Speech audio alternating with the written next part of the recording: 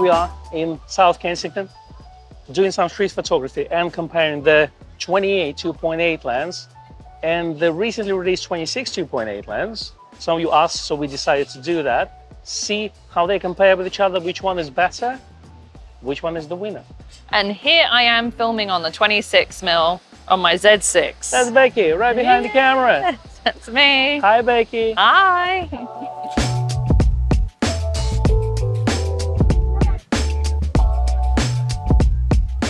I do like the 26mm 2.8, apart from the fact that it's got a metal mount, whereas the 28mm that we're filming on right now is a plastic mount. It's also very compact, even with the lens hood on. Unfortunately, they don't make a lens hood for the 28 2.8, which is a bit of a shame. You can just buy a screw-in 52mm lens hood if you want to, but it makes the whole thing much chunkier. So for a compact street setup, this is really great. The thing that I'm interested to see is whether it's optically much better than the 28mm, considering the price point. One thing I have to say, normally I would shoot with the manual lenses and hyperfocal distance. So I set my lens to f8 and normally 500 of a second shutter speed, you know, about 1.5 meter focal meter distance, and that generally would give me a sharp shot regardless. Now, with the release of cameras like Z9 and Z8, the autofocus is so fast that I can just literally press a F1 button to focus and take the shot straight away.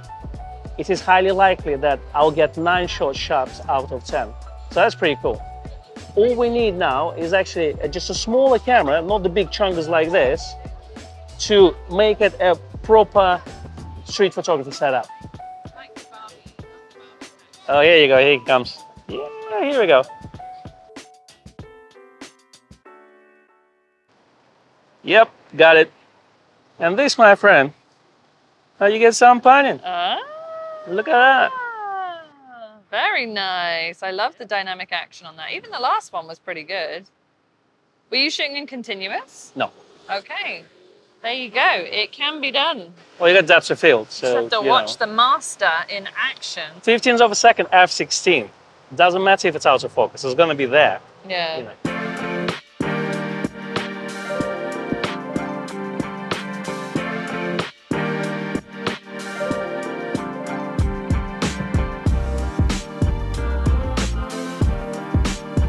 Okay, we've just swapped, and for street photography, 26 feels quite a lot actually wider, while in the real world it's not actually that much wide, but with this one you have to be much closer to the subject to feel the frame.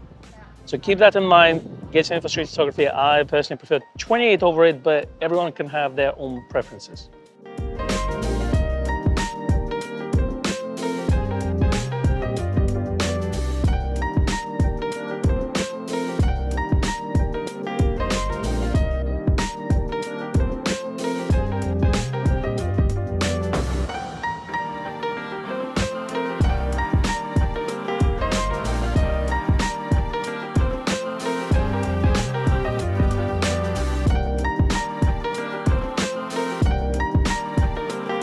Here's the thing really, the autofocus on 26 feels a tiny bit slower and you can hear it working compared to the 28.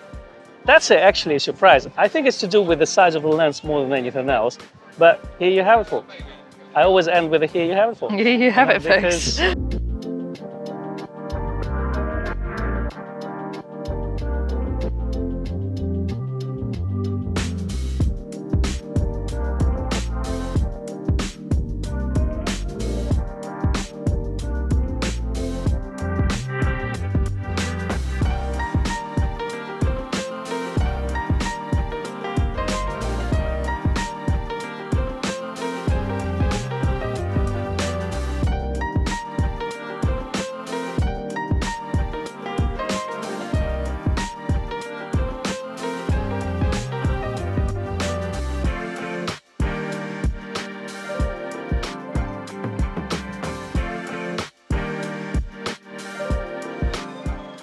This is my Born Identity style camera work here.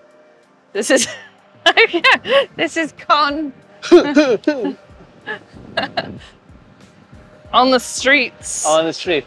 Here you go, this is how you do street photography. Look, boom. Boom. Done, you know. Learn from the master. That was actually a pretty good shot. No, it's not. No, no. I should have framed it, but because I was posing too much for the camera, you know, couldn't frame it. But you know, you gotta pick your battles. You win some, you lose some. You do. All right, we've now used both lenses on both cameras. We've swapped over, and I have found the 28mm, which is what's currently on my Z6, just a bit tighter, which I personally prefer for street photography. I found the 26mm a little bit too wide. Maybe that's just me. No, I absolutely agree with you, but it's up to you. It depends on your style. So with 26, you have to be maybe a little bit closer to the action, otherwise everything is just gonna look too small.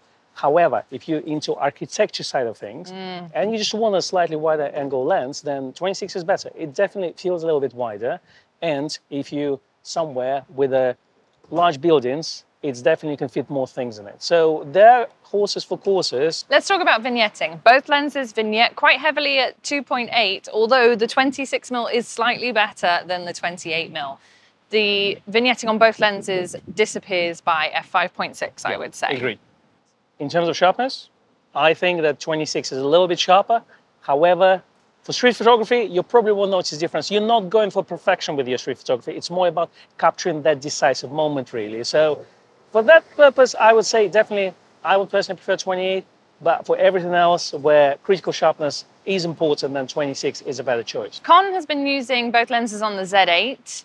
I've been using both lenses on the Z6. I found that the 26mm, although you can feel it working, does feel a tiny bit snappier than the 28 on the Z6. How did you find it on the Z8? I found the 28 was a little bit faster on Z8.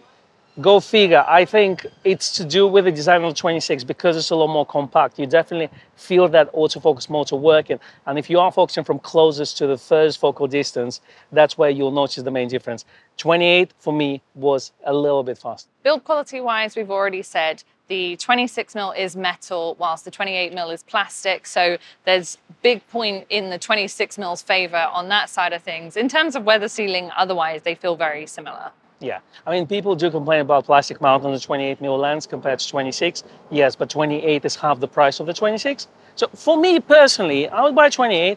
If it breaks, which it probably won't happen, I've never broken a lens like this, I'll just buy another one, and that's going to be absolutely fine. Thank you very much for watching. If you enjoyed this video, please give us a like and a subscribe, and let us know what comparisons you'd like to see us do next. Absolutely, and if you found this video super useful, there's a super thanks button as well. Hit it as well when you can. There you go.